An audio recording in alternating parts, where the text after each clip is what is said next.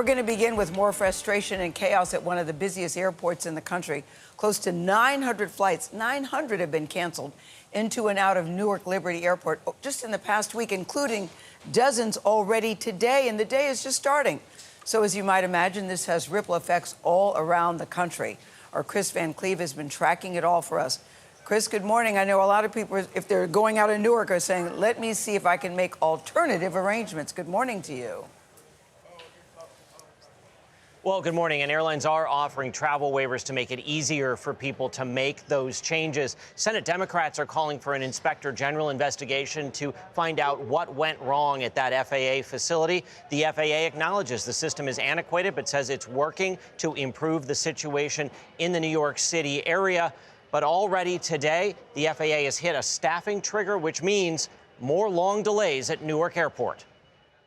9 days of travel misery as hours-long delays and cancellations continue to pile up at Newark Airport due to an FAA staffing nightmare.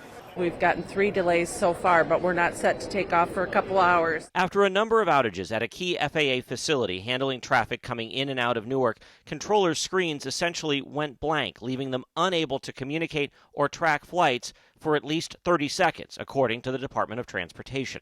Were planes going to crash? No, they have communication devices. They can see other air traffic like GPS in the airplanes.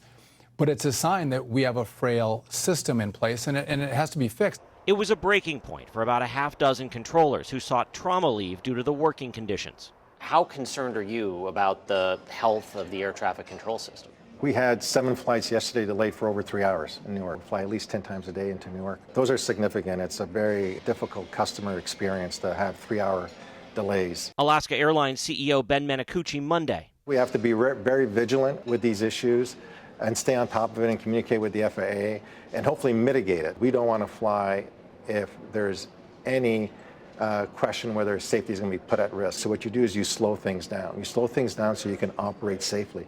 But those delays are just too long. This group of friends stranded in Newark are hoping their 6th try will be the flight that actually takes them home to L.A. We're supposed to be at work tomorrow. With no passports and non-compliant driver's licenses, they worry Wednesday's Real ID deadline could be another travel trouble. That's going to put us in a pickle if we don't get back home soon. All right.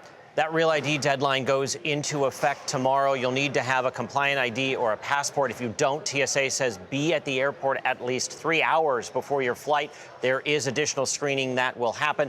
Secretary of Transportation Duffy plans to unveil his plan for modernizing air traffic control Thursday, Nate. All right, no Real ID could be a real problem. Chris, thank you.